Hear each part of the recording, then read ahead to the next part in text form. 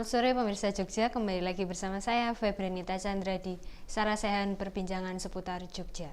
Pada sore hari ini kita kedatangan satu bintang tamu narasumber yang cukup sudah berpengalaman di bidang kedaruratan kebencanaan. Dengan kita akan membahas satu tema yang mungkin cukup asing di telinga kita, bahkan saya pun jarang mendengar, tapi ini satu bagian penting di bagian kebencanaan, penanggulangan kebencanaan dan reaksi cepat untuk tim reaksi cepat itu sendiri. Kita sudah kedatangan Bapak Aris Widodo, anggota TRC BPBD DIY. Bapak. Selamat sore. Selamat sore.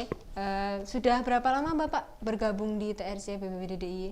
Saya bergabung di TRC BPBD DIY diawali di pasca erupsi Merapi 2010. Jadi sudah sekitar 7 tahun ya Bapak di dunia TRC ini. Nah, sudah cukup lama Bapak ini berkecimpung di dunia TRC. Sore hari ini kita akan membahas tentang temanya itu adalah kaji cepat.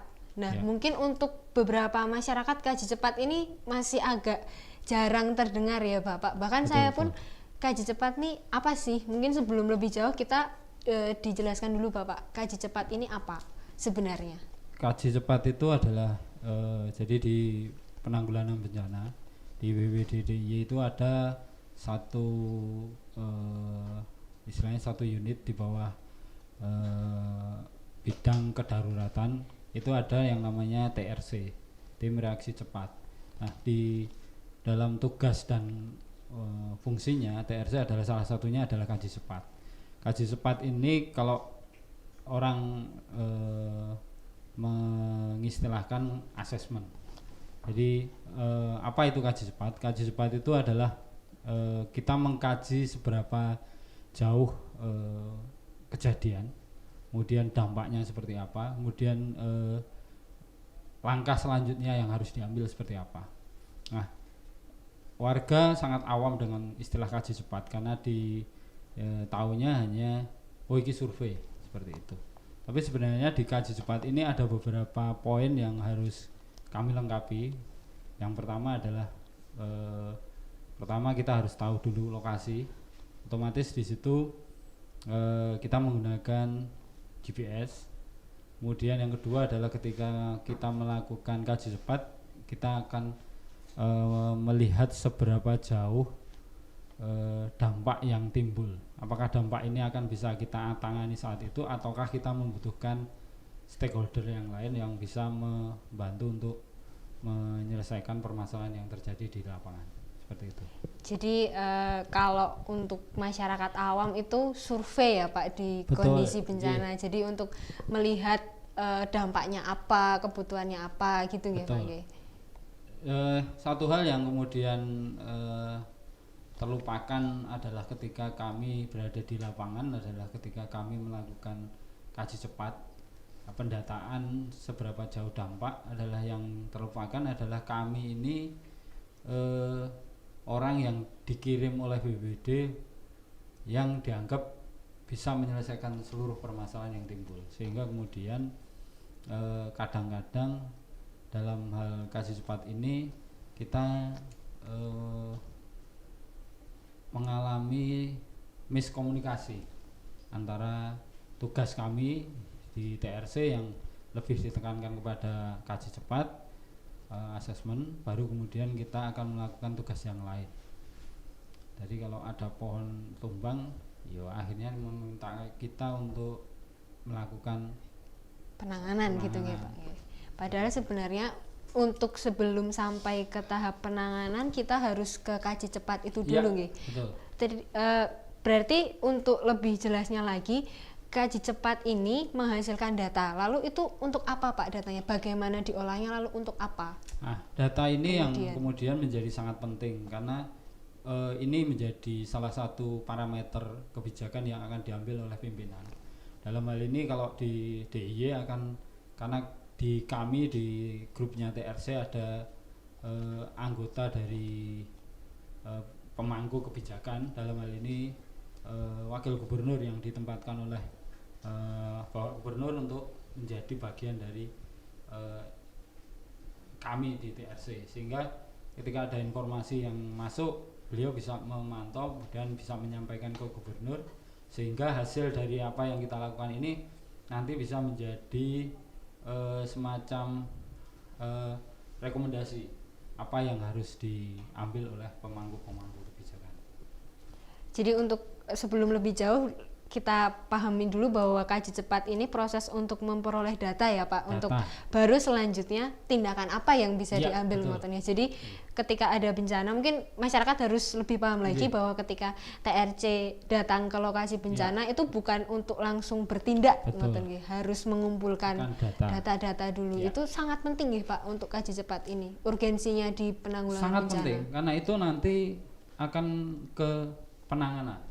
Kalau data kita yang kita sampaikan, mohon maaf kalau di teman-teman TRC itu mengistilahkan kalau kita memberikan data sampah, nanti pimpinan akan memberikan data yang kebijakan yang sampah juga, sehingga kemudian data ini menjadi sangat penting untuk pengambilan kebijakan. Apakah nanti perlu SKPD atau anggota-anggota lain di luar BPBD yang bisa membantu ke sana.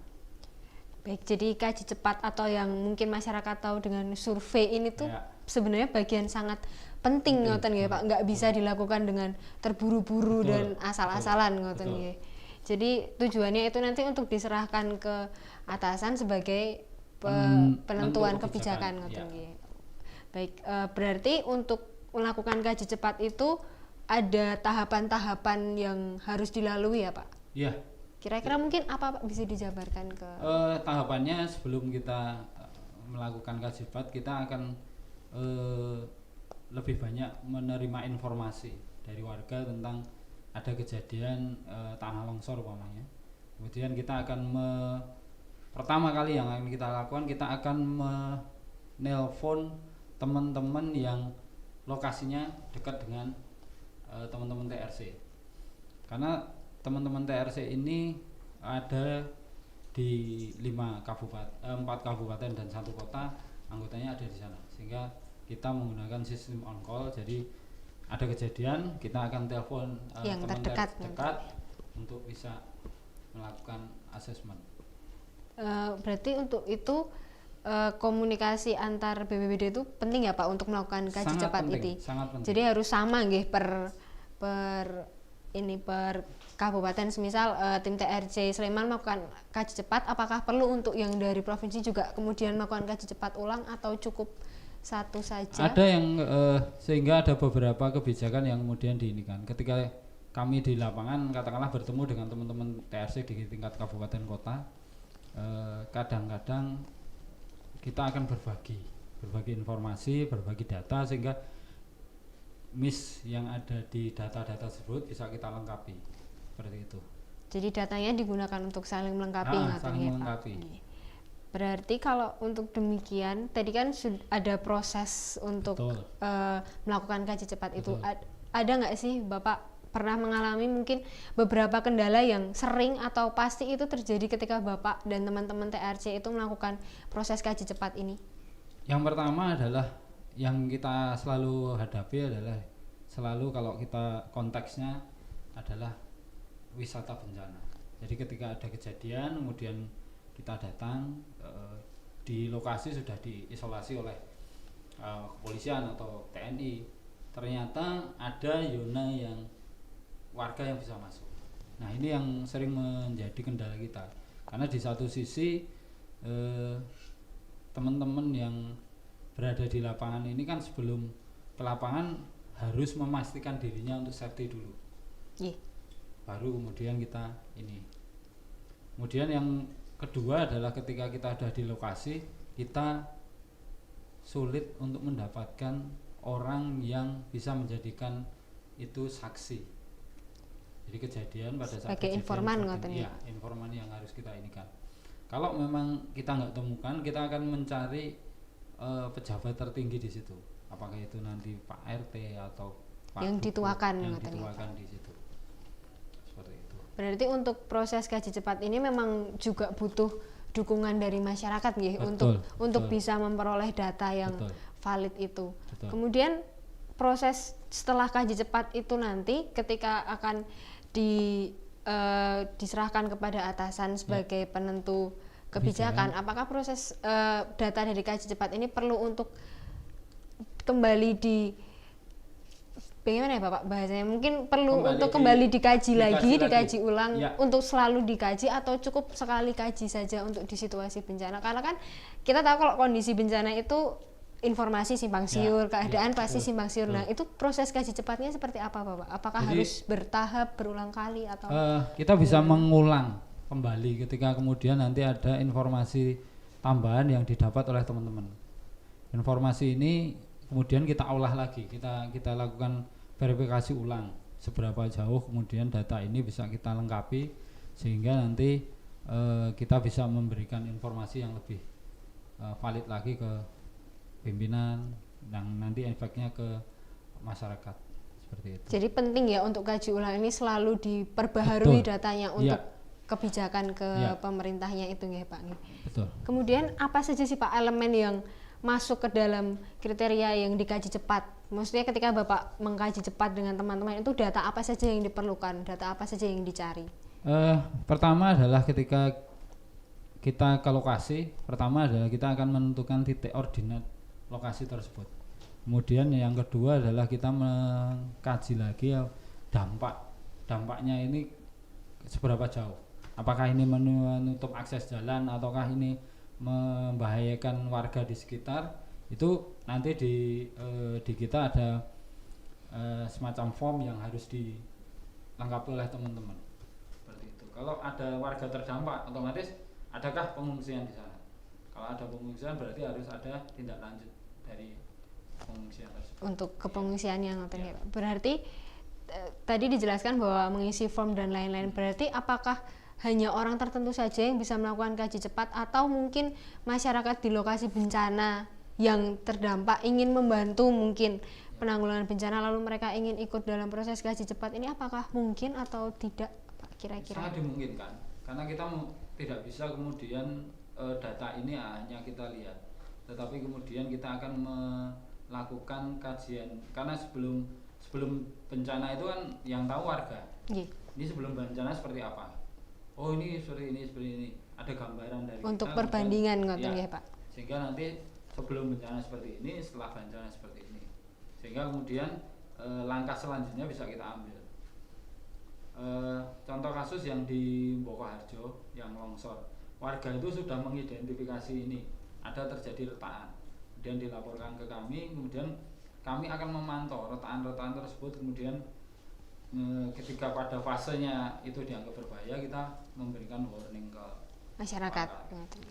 Berarti bisa sangat mungkin ya masyarakat untuk membantu proses kaji cepat ini. Tapi apakah ada batasan khusus untuk masyarakat? Bukan membatasi keterlibatan, tapi apakah ada area-area yang mungkin masyarakat tidak bisa untuk mengakses hal tersebut dalam proses kaji cepat atau yang dilakukan oleh tim TRC di lokasi mungkin Bapak? Ada. Jadi gini, yang satu hal yang tidak diperhatikan oleh warga masyarakat kurang diperhatikan itu ya, yang masalah safety. Sehingga ketika kemudian dengar ada suatu longsor, kemudian ada yang terjebak, itu karena ingin membantu, ingin menolong tanpa memperhatikan kondisionalnya seperti apa, langsung terjun. Kurang melihat kondisinya, kurang aman itu yang harus dipahami masyarakat ya. Jadi ketika akan membantu untuk proses kaji cepat dan lain-lain tetap harus melihat keamanan ya Pak, karena pun tim TRC pasti juga melalui prosedur-prosedur tertentu untuk melakukan kegiatan di lokasi ya Pak. Betul. Jadi satu hal yang selalu kami tekankan ketika kami di TRC BPDDY dalam kurun waktu hampir 7 tahun ini adalah, yang pertama adalah kita selalu mengingatkan teman-teman untuk ketika di lapangan harus APD-nya harus benar-benar. Jadi dari mulai sepatu, helm, diperhatikan ya Bang ya. Harus gitu ya ini kan. Sehingga nanti teman-teman pun nanti ketika di lapangan bisa menegur ketika saya umpamanya tidak menggunakan APD, itu ketika masuk di situ teman-teman akan selalu menegur.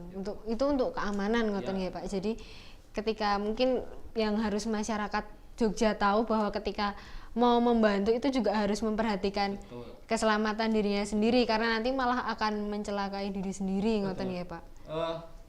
Contoh kasus pernah kita alami ketika banjir di Code. Pada waktu itu listrik belum mati. Ketika kami datang, kami di apa ya, kalau bahasa Jawanya dipoyoki, oleh warga di sekitar, karena tidak berani. Ketika di dalam ada orang yang terjebak, kita nggak langsung turun, tapi kemudian kita melakukan koordinasi untuk PLN untuk mematikan lokasi. Nah, satu kejadian ketika ada tim lain masuk kesetrum, untungnya kita masih bisa memberikan pertolongan. Nah, dari situlah warga kemudian baru memahami, karena ada hal yang sering terlupakan, itu bukan topoksi kami, sehingga ketika banjir di Code, Mas tolonglah listrik dimatikan, itu bukan kewenangan kami, karena ada kewenangan yang lebih daripada kami, sehingga kami selalu menyondengkan ketika ada banjir itu kita akan melakukan koordinasi dengan PLN untuk dengan instansi terkait ya Pak. Jadi ini juga yang menjadi urgensi atau kepentingan dari proses kaji cepat itu sendiri ya Pak, untuk melihat apa saja yang harus dilakukan sebelum melakukan evakuasi ya. Karena mungkin masyarakat dan mungkin saya sendiri juga kadang tidak paham, tidak mengerti bahwa saat bencana itu tidak bisa sembrono ngoten ya Pak. Ada hal-hal yang harus diperhatikan. Untuk itulah kaji cepat ini penting ngoten ya Pak. Ya, kaji cepat tidak hanya dilaksanakan pada saat bencana. Sebelum bencana kita akan melakukan. Seperti kasus ketika kita mendapatkan warning dari BMKG tentang ini akan terjadi anomali cuaca. Nah, apa yang diinikan oleh BMKG kemudian kita pelajari. Kemudian kita akan ini berkaitan dengan angin kencang. Berarti kita akan melakukan inventarisasi. Dan kita akan menyampaikan hasil ini, kemudian nanti ini bisa menjadikan acuan kebijakan. Jadi ini yang baru saya tahu lagi juga, bahwa kaji cepat tidak hanya di saat ada bencana saja. Jadi benar-benar proses yang sangat penting dan sering dilakukan untuk penanggulangan ya Pak, bukan hanya pencegahan dan penanggulangan bencana ngoten ya. Jadi sebelum bencana juga sudah dilakukan gitu ya. Jadi data-data yang saya mungkin masih sedikit penasaran, kaji cepat ini itu tuh apakah ada patokan tahapan, atau maksudnya untuk BPBD kan ada struktur kerja dan cara kerjanya yang sudah diatur. Untuk kaji cepat ini apakah juga ada yang diatur dalam undang-undang atau tidak? Jadi ketika mungkin masyarakat yang sudah sering membantu kaji cepat, ketika mereka juga melakukan kaji cepat itu juga baik-baik saja untuk tim TRC atau bagaimana? Memang ada beberapa hal yang membedakan ketika kami dari TRC yang melakukan asesmen atau kaji cepat dengan warga masyarakat. Kalau warga masyarakat ini nanti akan menjadi dasar kami untuk melakukan tindak lanjut. Tapi kalau kemudian di kami kebijakannya sudah harus ini menjadi rekomendasi. Ini yang kadang-kadang menjadi miskomunikasi di teman-teman adalah ketika kami melakukan asesmen, kemudian kita mendapatkan data, kemudian kita melakukan apa yang harus ditindaklanjuti, itu sering kita ini berbeda dengan yang data dari masyarakat. Jadi bukan berarti tidak percaya informasi dari masyarakat, tapi ada data yang lebih jauh yang harus digali ngoten nggih Pak nggih. Jadi untuk proses kaji cepat ini mungkin kita bisa tekankan bahwa TRC dan tim yang lain sangat terbuka nggih Pak untuk bantuan dari masyarakat. Namun memang ada beberapa tahapan yang itu memang hanya bisa dilakukan oleh petugas-petugas tertentu nggih Pak. Ada alurnya, ada aturannya, dan mungkin untuk terakhir Bapak, apakah ada harapan dari Bapak sebagai pelaku yang sering melakukan kaji cepat, apakah ada harapan untuk di Jogja ini untuk proses kaji cepat dan data-data kaji cepat yang mungkin kedepannya akan dilakukan? Mungkin Bapak ada harapan kami adalah ketika kami melakukan kaji cepat atau assessment, itu data kami ini setiap waktunya harus real time, sehingga kemudian tuntutannya adalah dengan semakin real time-nya data kami, dituntut juga orang-orang yang berada di atas kami juga harus melakukan hal itu, sehingga kemudian ketika terjadi sesuatu itu langkah kebijakannya sudah jelas, sehingga tidak terjadi kasus yang sering kita dengar adalah warga iki wis uncang-uncangan tanggung jawab, sehingga ketika kami berada di lapangan tidak ada lagi ketika kami melakukan asesmen, wah ini menganu tok, ini disurvei tok, ini ano kebijakan yang real yang bisa kita ini kan. Berarti harapannya adalah semoga datanya itu bisa benar-benar dimanfaatkan. Mungkin semoga lebih baik komunikasinya juga nggih Bapak. Jadi mungkin supaya masyarakat juga bisa merasakan dengan betul apa hasil dari data survei yang mungkin masyarakat tahunya data kaji cepat ini ngoten nggih Bapak. Inilah yang kemudian menjadi salah satu kebijakan kami di teman-teman TRC BPD DIY adalah kami membuka layanan hotline 24 jam. Kemudian teman-teman atau warga atau siapapun yang ingin belajar tentang kebencanaan, tentang musibah, tentang apapun itu kami akan terbuka 24 jam. Silakan hadir, silakan datang. Anda membutuhkan data seperti apa, kita akan sangat terbuka. Ya, jadi itu tadi ya Pak, untuk kaji cepat urgensinya apa, definisinya apa, dan bagaimana prosesnya sudah dijelaskan oleh Bapak Aris, dan sudah dijelaskan bahwa tim TRC sangat terbuka ngoten nggih untuk masyarakat yang mungkin berminat untuk membantu di TRC ngoten nggih. Ya, sekian bincang-bincang kita sore hari ini tentang kaji cepat, semoga bisa bermanfaat buat pemirsa Jogja sekalian. Saya Febrenita Chandra dan Bapak Aris Widodo selaku narasumber undur diri, semoga bermanfaat. Selamat sore. Terima kasih.